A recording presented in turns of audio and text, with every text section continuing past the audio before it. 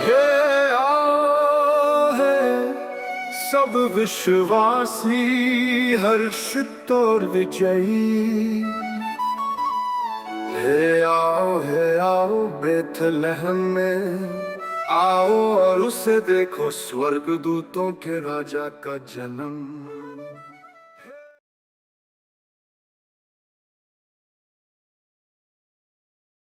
Good morning, church. I hope you are very well and happy in the presence of the God. Amen. Amen. During the week of Advent, we participate in the time of waiting for the birth of Messiah. And we hear from scriptures words from the prophets pointing us to Christ's birth. It is also a time for Christians to look with hope for the second coming of Christ. Advent is also a time of intentional prayer for the light of Christ to fill the darkest corners of our world. We quietly listen to the voice of God in Scripture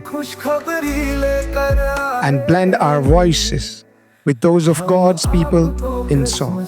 We pray together for the light of Christ's love to fill our hearts with hope, peace, joy, and love.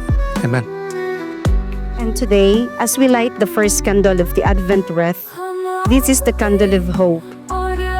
With Christians around the world, we use this light to help us prepare our hearts and minds for the coming of God's Son, our Savior, Jesus Christ.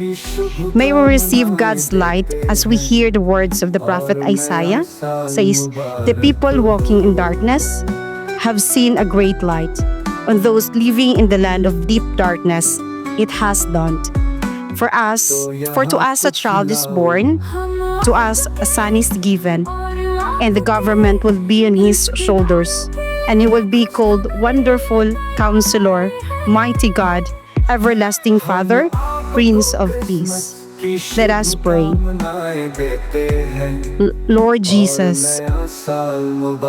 Lord Jesus, we thank you for being our wonderful counselor, mighty God, everlasting Father, and Prince of Peace.